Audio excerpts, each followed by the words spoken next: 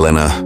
Vance could not believe the sheer audacity of the man standing across from her. Barely 3 months after she inherited a staggering $6 billion from her late grandfather's secret estate, leaving her toxic ex-husband, Julian, and his mistress, Chloe, screaming in financial regret, Julian had the nerve to walk into family court. He didn't come alone. He arrived with an army of high-priced corporate lawyers, demanding full custody of their 4-month-old son, Liam. His argument? He claimed that a grieving, suddenly wealthy mother was mentally unstable, emotionally volatile, and completely unfit to parent. Your Honor, Julian's lead attorney stated smoothly, my client is deeply concerned that the sudden influx of unearned wealth, combined with the recent loss of her family, has created a dangerous environment for the child. Elena sat at the defense table, her hands clenched so tightly her knuckles turned white. This was the exact same man who had served her with divorce papers 24 hours after her mother's funeral. The same man who had married Chloe while Elena's hands still smelled like funeral flowers. Now he was standing in front of a judge, arguing that he deserved to raise the billionaire heir he had completely abandoned while she was pregnant. But what shattered Elena's heart into pieces wasn't just Julian trying to steal her baby. It was looking over at the courtroom gallery. Sitting there dressed in a conservative, pristine designer outfit was Chloe. Their rushed, opportunistic marriage had already imploded after just 8 weeks. Yet here she was, acting as Julian's expert star witness, ready to lie under oath and testify that Elena was an unfit mother. The same mistress who had whispered, "Finally, the old baggage is gone," at Elena's mother's wake, was now trying to help Julian hijack the child her mother never got to hold. What Julian and Chloe didn't know as they presented their vicious custody petition was that Elena's mother had predicted this exact moment. Before passing, she had left a sealed encryption key inside an antique music box held by her personal attorney, to be opened only if Julian ever attempted to claim parental rights. Inside that file were 3 devastating words from her mother that became Elena's ultimate weapon: show no mercy. To understand how Elena got to this courtroom, we have to go back to 3 weeks prior. The antique music box had sat on Elena's dresser in her Manhattan penthouse. It was hand-carved mahogany, playing a soft lullaby her mother used to sing to her. When Elena finally retrieved the hidden USB drive from the false bottom, she plugged it into her laptop with trembling fingers. A video file popped up. It was a hidden camera recording from a hospital room, dated exactly 2 weeks before her mother passed away. Julian thought he was visiting his sick mother-in-law out of kindness. In reality, he was there to fish for information. On the screen, Julian was pacing around the hospital bed looking impatient. "Listen, Clara," Julian's voice echoed through the speakers, cold and calculating. "Elena is completely overwhelmed with this pregnancy and your illness. Frankly, it's draining. I didn't sign up to be a caretaker or a broke family man. If you don't have a massive life insurance policy hidden somewhere to offset these costs, I'm out. A child is a lifelong business expense I can't afford on my current salary." Elena's mother, weak but incredibly sharp, had responded calmly. "I have something much better than life insurance, Julian. I have clarity. I see exactly what you are. My daughter will be more than fine when I am gone. You, however, will spend the rest of your life regretting this day." The video ended. Elena sat in the dark, a cold, crystalline rage replacing her grief. Julian hadn't just abandoned her. He had tried to extort her dying mother. Alongside the video were months of private investigator reports documenting Julian and Chloe's affair, hotel receipts, and corporate data showing Julian had been leaking Elena's family business secrets to competitors to fund his lifestyle. Elena immediately called her family's veteran attorney, Marcus Vance, no relation to Julian. "He's going to come for the baby, Elena," Marcus warned her. "Now that the news of your $6 billion inheritance is public, he doesn't see a son. He sees a blank check. Even though the trust is ironclad and he can never touch a penny of your inheritance, he thinks being the legal guardian of a billionaire minor will grant him a lifestyle allowance." Elena looked at her sleeping baby boy and made a decision. "Marcus, I want you to send Julian a certified legal offer. Offer him a one-time lump sum payment of $100,000 to permanently sign away all parental rights to Liam. No contact, no future claims." The attorney smiled. "You're baiting him." "Exactly," Elena replied. "If he truly cares about being a father, he will reject the money out of love. If he is chasing the billions, he will reject it because he thinks he can get much more through a custody battle." Sure enough, Julian rejected the $100,000 within 2 hours. His lawyer sent a smug response. "My client's love for his son cannot be bought. See you in court." Elena immediately instructed her team to up the ante. She had Marcus send a second offer, $1 million cash to walk away forever. Julian, blinded by greed and convinced by Chloe that they could demand 100 times that amount if they won custody, rejected that too, writing back, "We know what the child is worth. We will let the judge decide." He had walked straight into her trap.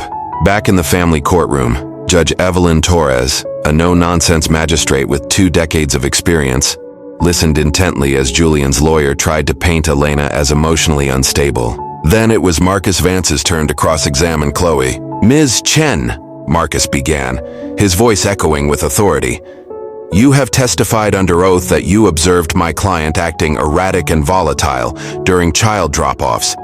Tell me, were these the same drop-offs that occurred at the luxury apartment Julian rented using funds stolen from Elena's family estate?" Julian's lawyer jumped up. "Objection, irrelevant.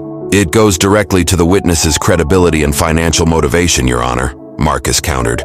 Judge Torres leaned forward. "Overruled. Proceed."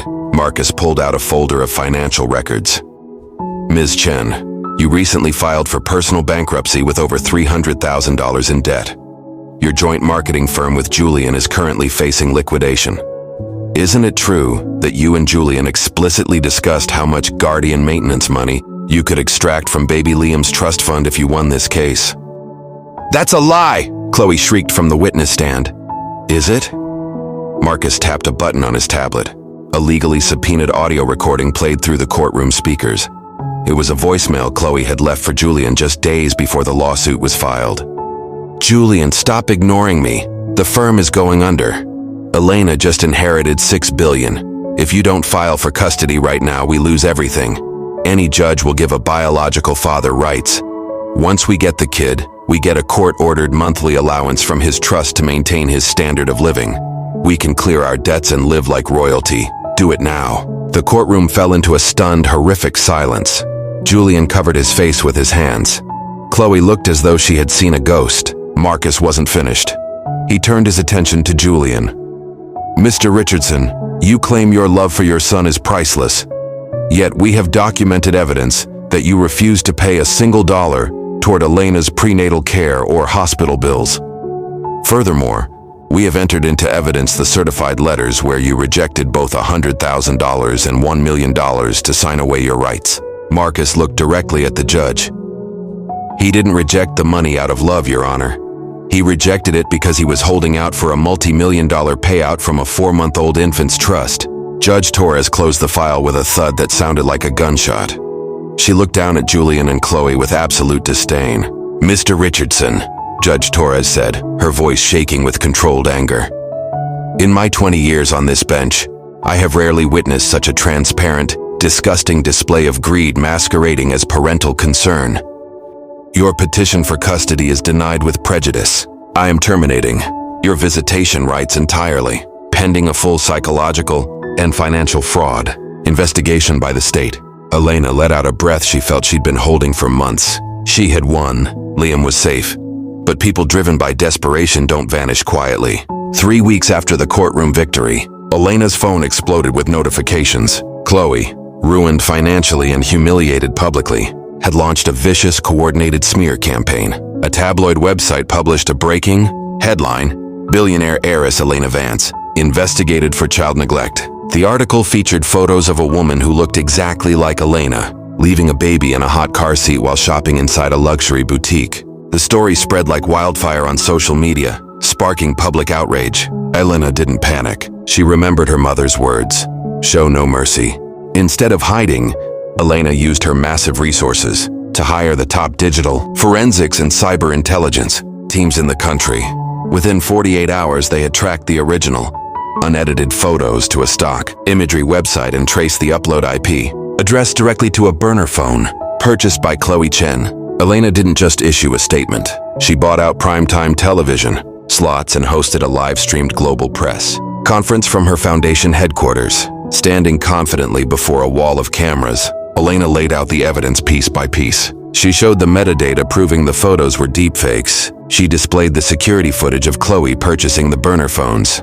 To those who tried to use my son as a financial stepping stone, Elena said, staring directly into the main camera lens, and to those who tried to destroy my reputation when they couldn't steal my child, your game is over. I am filing a $50 million defamation lawsuit, and federal charges for cyber harassment have already been filed. By the next morning, the tabloid had issued a massive public apology. Chloe's social media accounts were permanently banned, and the district attorney issued an arrest warrant for Chloe for filing false police reports and forgery. 1 year later, Elena stood inside the grand lobby of the newly opened Clara Vance Legacy Center, a state-of-the-art facility funded by a $250 million endowment from Elena's inheritance. The center provided free elite legal representation, psychological counseling, and emergency housing for single mothers fighting wealthy, abusive ex-partners. As Elena reviewed the center's monthly impact report, her assistant knocked on the door. "Elena, there's a man downstairs. He doesn't have an appointment, but he claims it's urgent. It's Julian." Elena paused, then nodded. "Send him up." When Julian walked into her office, he looked like a ghost of his former self. His tailored suits were gone, replaced by worn, off-the-rack clothes.